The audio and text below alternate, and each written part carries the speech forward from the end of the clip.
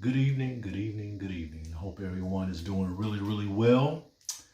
Welcome to another episode of On the Cutting Room Floor, your digital commentary presented by Publicity Agents. I am your host, Tony Harvey, and I'm telecasting here in Black Magic Inc. Studios, sunny Sacramento, California. Well, it's not sunny now, it's still kind of wintertime. A little cold around here. Has been that way the last few days. But look, y'all know why I'm here. Okay, and I'm about to tell you how it went down tonight with the Sacramento Kings. Okay, they won the back end of their back-to-back game. They beat the Charlotte Hornets 123-98 in Charlotte, North Carolina, Spectrum Arena. And they did it within 24 hours. Okay, because they beat the Detroit Pistons last night. Had to fly over to North Carolina. Had to go to the Eastern Seaboard, the southern part of it, the southern end of it, and they pulled it. They pulled it out. They pulled it out. So that right there improves their record to 23-14, and now they're 10-7 on the road. They won their first two games on this 5-game road trip, and they will be heading to Philly. After that, Milwaukee, and then Phoenix. But let me start here, because defense once again. But when Morgan Reagan and Sacramento Kings legend Mike Bibby was wrapping up their telecast, I noticed something that he had said at the top right after the game. Intensity and urgency. Intensity and urgency. Because that was well needed for this contest as well. Why? Because the Kings have not been doing jack in these back-to-backs. Okay, they'll win one, lose another one, win one, lose another one, win both up, lose both of them. It's just been a folly for most of the season. But when you play defense, it solves everything. Intensity and urgency. Intensity and urgency. Okay? And on top of that, multiple effort, focus, and energy. Now, the focus and energy part, that came from Sacramento Kings head coach Mike Brown, as he spoke last night, after the win over Detroit. So, hey, after the horrible, terrible loss to New Orleans Pelicans the other night here at Golden One Center, it's really nice to see that you can go on the road, and play with intensity and urgency, focus and energy, and multiple efforts. Because that's another thing that I want to talk about. Because things kind of changed up, in this game. Kevin Herter, he started the game, and like 40 seconds in, boom, he's headed to the locker room. I think it was something with a left ankle injury. We haven't really gotten much more reports on that, so we'll see what happens. But I hope everything's all right with the young man, because he's, he was working his way back in. He's been going through a rough time right now, with playing time, being benched, trade rumors, and everything like that. He did have a little nice game in that terrible loss the other night with 17 points. He shot 6 for 10 from the field, and that loss. And then, last night, I think he had like 4 points, 5 rebounds, 5 assists. Played some excellent defense. Okay, polished. Was really on top of his game on that end. He's doing something, and then this happened. So, and you can tell he had to foul one of the guys just to stop play to head to the locker room. So whatever goes on with that, hopefully, at least here locally, we'll find out how he's faring along. I hope he's back on the court real soon, because he's been going through a lot. Okay, and said, he's a good young man. He's a great young man. He got a hell of a high character and stuff like that. Now, he's one of the, what I call benevolent guys in the locker room. There's plenty of them. Harrison Barnes, too. We all know what's going on with him, too. But he is definitely one of those benevolent guys. Domantas, nice guy, benevolent. Everybody fits in that, in that mold and stuff. But back to the game. Keegan Murray, another outstanding night. He had 32 points last night, but tonight he had 25 points, 6 rebounds, 3 assists, 1 steals. He was 11 for 18 shooting from the field, 3 for 7 in three-point territory in 31 minutes. During the Kings 4-game homestand, Mike Brown did say something significant about what's going on with Keegan, because he started off slow offensively this season, okay? But it didn't really dawn on me until Mike had brought this up about the work that Keegan has been putting in, okay? And he's been working on his body. He had a few more pounds, but it's pounds of muscle, so he's a lot stronger, okay? He's a little bit more agile than he was last season too, and a little bit quicker, okay? But he's a young man. He's only 22, 23, I believe, and it takes a little time for you to match your brain with the rest of your body and get comfortable with it. On top of that, playing defense. So I think he's getting into that mode, okay? Mike did bring it up, he understands the science of the National Basketball Association, okay? On the floor and off the floor. We see what he's doing on the floor, because I remember last season Mike was bringing up, he's playing more games than he ever had in his life, okay?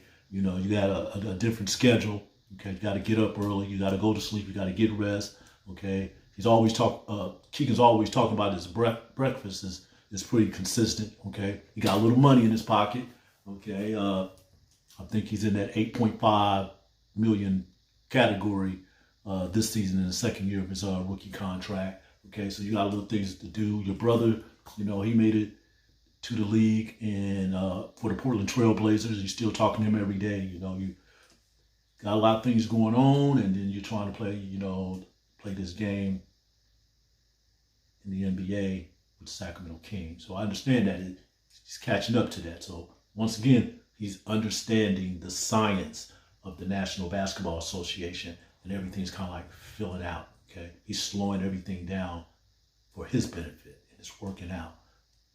The kid just flat out play. He's a two-way player. Right now, what is now a two-way team. Domantas Sabonis, 24 points, 10 rebounds, 7 assists. I think that's his 20th straight double-double of the season, okay? Yes, he's in that big old Robertson mode right now. He's just killing it. 9 for 13 from the field, shooting from the floor. Made another 3, made another tray, okay? And he's 5 or 6 from free throw. He made 5 or 6 free throws. I know we've been on this team about shooting a little bit more accurate, at the charity stripe. I mean, they are free shots, okay? And he's showing by example, those shots have to be knocked down, okay? And when we talk about those free throws, Malik Monk was 7 for 7 from the charity stripe. On top of having 20 points, 4 rebounds, 4 assists, 2 blocks. I think this is the second straight game that this young man has 2 blocks. Now, Malik is 6'3", a shade over 200 pounds,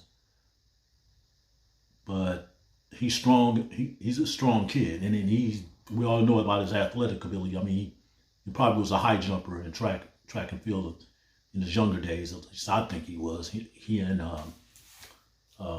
De'Aaron Fox. But hey, 2 blocks. That's playing defense, okay? And not to forget, Domantas had 1 block too. So that's defense. I like that.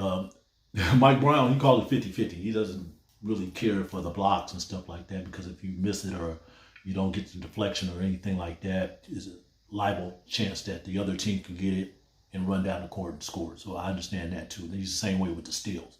call them 50-50s. But anyway, it's defense to me. You know, Domas got that block on Nick Richards. Woo! Okay, sending the message. Yeah. De'Aaron Fox, 19 points, 1 rebound, 3 assists, 1 steal, 1 block. 1 block. And that 1 steal, that 1 train robbery that he got. Hey, okay. All right, I'll see you, bro. Okay. 8 from 14 from the field, 3 for 7. I think it was 3 for 7 last night in Detroit. So these last 2 games, he's done made 6 3-pointers out of 14 tries. So he's getting back there as far as shooting those trays. And he looks like he's getting a little bit back. He's getting back to his old self as well, you know, with the 8 from 14 shooting from the floor. What it has to be understood, you know, between Domas and De'Aaron, that they need their other teammates to step up, and not just offensively or defensively. Offensively and defensively, okay? And that's look like that's what they're accustomed to in the last couple games, because I know Trey Lyles been playing, you know, some knockdown, drag out defense on these fellas. I'll go back to yesterday when he picked up his opponent. I think it was Bogdanovich. He picked him up full court. Okay, I'm going to be with you for all 94 feet. I'm going to be right there in your face. Okay, took a couple charges and those type of things. Okay, intensity and urgency. Intensity and urgency. Focus and energy. That was the thing. That was the things. The Kings 46 for 88. Made 46 shots on 88 attempts. 52% from the field. Okay. 13 for 35 in 3-point territory. They only made 13, but it was 37%, which is still good. Only committed 9 turnovers. Yes. Okay. I did write down here, Sasha Vincent, he did not play. Coach's decision on his last 4 minutes and 13 seconds, which is, well, it's pretty much been relayed to everybody out here to not call that garbage time. So I won't even get into that right now. Yes, it is valuable time. And anytime that you can get out on the court and show Mike Brown and the rest of the coaching staff, you know, what you're made of, what you do, and, you know, you're ready. I think that's a big plus, and it's an honor, you know, at least you're getting into the game. But Sasha, I wonder about that. Now I want to segue into who I hope, because I haven't checked yet on the internet, that received the defensive player of the game, and that's Alex Len. Okay, came off the bench, played 15 minutes, 8 points, 10 rebounds, 1 assist, 1 block. This guy is ready to go anytime. Okay, I believe you could sit him down for 20 games, which I hope that never happens.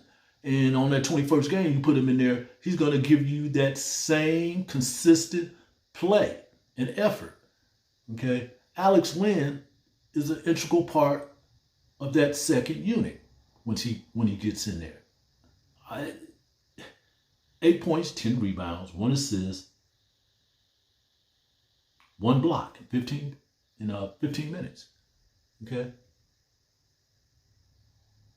I'll say this, you know, for Alex Len and Trey Lyles, at least we know Monty McNair and Wes, the assistant general manager, know that these guys' contribution from last season, okay, could definitely blend into this season. That's exactly what's happening. So hats off to them too, you know, for signing those 2 players back, because you really needed them. I know we added JaVale McGee, and, you know, he's been there, leadership, veteran, you know, multiple championships. I like that coming from JaVale, because these guys need to understand that aspect of the game too, because everybody's trying to get there. Of course, you know, Harrison Barnes, you know, he have a chip too, but when it's come to these type of players, okay, these type of reserve, that really helps out with the culture of the team, okay? Because Alex Len, you know, I know where he get his haircut from. Okay, I'm over here in the Greenhaven pocket area.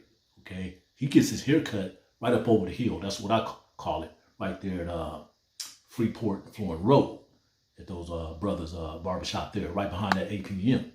I hear a lot of players, go there and get their hair trimmed up, stuff like that. Maybe a couple coaches go there too. I think Alvin Gentry, he gets his hair cut there too. Well, what I'm saying is, Alex Lynn, that's where he gets trimmed up too. And I was, about a couple months ago, I guess after the season that started, we had walked into the locker room, and he's a real quiet guy. He's a lot of things going on in this country, in Ukraine, and the aggression that is happening with Russia. Listening to some of his music, so it was definitely some hip hop music, okay, and it was some really good hip hop music, and maybe it was Ukrainian, whatever, from the Eastern Bloc, but maybe I shouldn't say the Eastern Bloc country, but hey, culture. But just saying what he means to this team, and he means a lot. So yeah, Alex Lynn, definitely a good night. Intensity and urgency. Yes, I do like that. I do like that.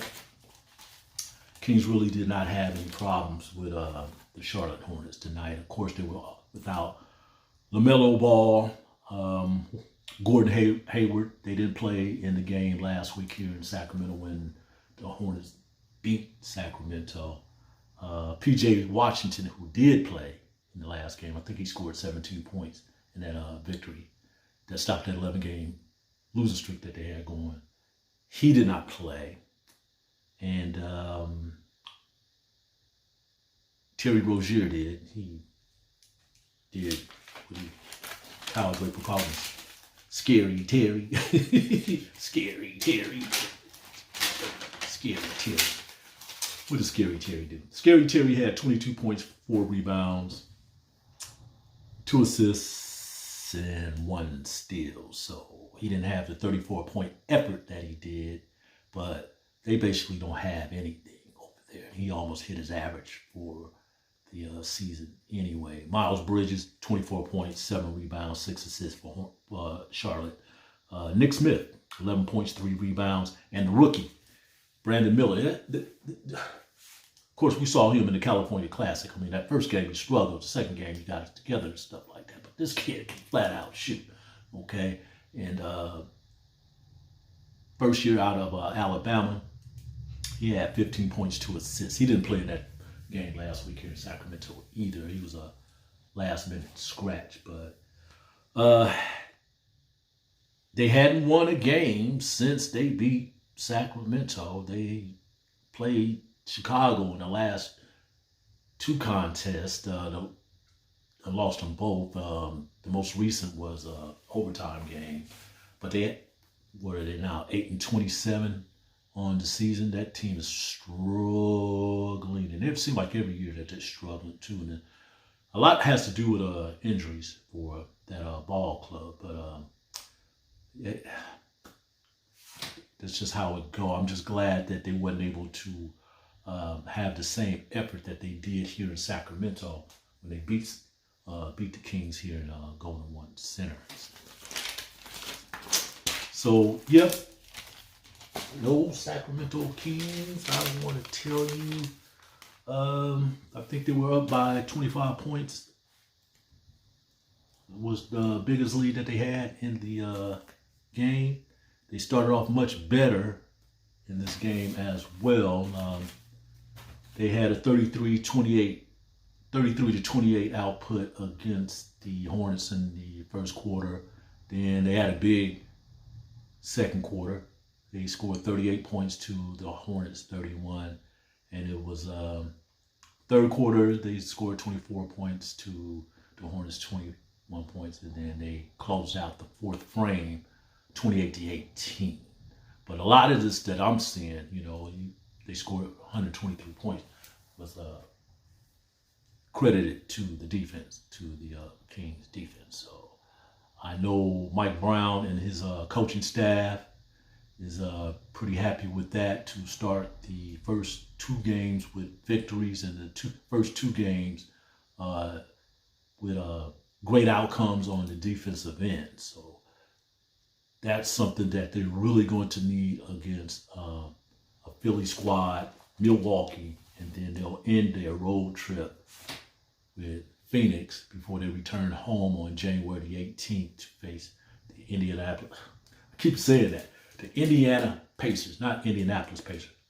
Again, still got some Midwest roots, so I keep saying Indianapolis Pacers because that's where they play at, the city, Indianapolis, which is about 90 miles from where I live at, Champaign, Illinois. So I'm pretty familiar with that area because you go north, then you hit Chicago. You go south, east, then you hit St. Louis. So all of that is right there surrounding the heart of America, Champaign-Urbana, Illinois. As you see, University of Illinois, that's where the college is and stuff. But anyway, Sacramento Kings. Intensity and urgency. Yes. I really do hope that Alex Lynn got that DPOG tonight, but if not, whoever got it, I'm pretty sure they're well deserving of it. Yeah, and they got to be feeling pretty good about themselves because, once again, hey, defense, defense solves everything. So I'm not really going to take it too far tonight. Tonight I ran a little bit over time. I just want to go over some things retrospective-wise about this game. Just hope that they can continue to play at the pace that they're playing or a little bit better as far as I'm concerned. And hopefully they can come back 5-0 or 4-1. Really, 5-0 would be marvelous. See, like Napoleon Bonaparte. Magnificent. They come back 5-0. But 4-1, I can deal with that too. That would definitely mean they still had a great road trip with some signature wins.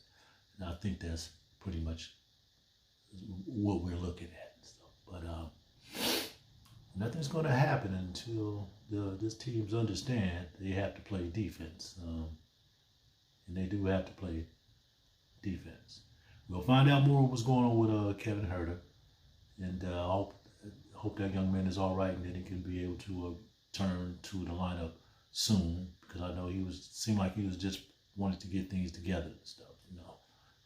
I know we've been talking about these guys, and I'll say it again. We're journalists. Okay, we're going to praise you when you win, and we're certainly going to criticize you when you're not performing well, and that's just the name of the game. Okay, I deal with it in this profession myself.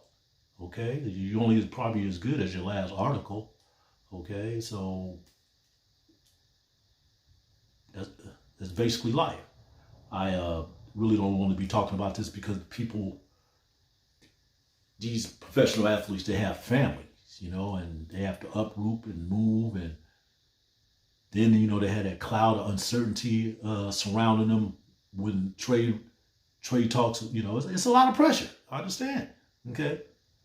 And I know y'all don't like me talking about it, but yes, y'all do make a lot of money and y'all trying to, stay focused on your profession. So I understand. So then I wish you all well. Of course, we want you to play here with the Sacramento Kings. We want you to perform well too. Okay. Everyone. You know how this place is. Okay. This Sacramento, California. I mean, it's about what? The city's about over 550,000 souls that live here. In the county is probably another 1.5 million. Then, we got Yolo County, we got San Joaquin County, we got Placer County, okay. Probably about 3-4 million people that surround this area. And right now, all they know is Sacramento Kings basketball. And I think that's a good thing, okay? I mean, we're only about like an hour and 15 minutes from the Bay Area, but they got their own thing down here. We have our own thing down here. Okay, we're family here. That's one thing I can't say. But anyway, I want to thank you for listening to another episode of On the Cutting Room Floor, presented by Publicity Agent. Once again, I am your host, Tony Ray Harvey, and I've been covering the Sacramento Kings for 22 seasons right now, and also a political reporter too for California Black Media. Matter of fact, I spent the day, checking out Governor Gavin Newsom's budget proposal for the upcoming fiscal year. And after all that was over, I had a chance to come back and watch the game, and now I'm making my critique on it. So thank you for tuning in and listening to me. I'm going to try to keep this up as much as possible. You know how I am. I like to report on both sides. I like to go to both locker rooms, the Kings locker room and the opponent's side. It helps with my reporting, and that's just the way it's supposed to be done. I'm not going at anybody else how they do it, because, we have beat writers and they have deadlines. Television, that's another thing too. They have to be on television at moment notice. What everybody else is doing, that that's on their own. I just feel more comfortable of giving a full disclosure of everything that's going on. At least try my best to do it. I'm only one person, and sometimes I have to come home and ice down my knees and stuff. But please keep following me. I have a YouTube channel. I have I'm on the X platform, formerly Twitter, at Tony Ray Harvey. Please check me out. I'm a bit all over the place when it comes to journalism anyway. I love this art. So just follow me, please. I try to follow as many people as I can as well. But, hey, peace and blessing. All right? The Kings play Philadelphia Friday, so I'll be back for that one. So peace, love, and solidarity.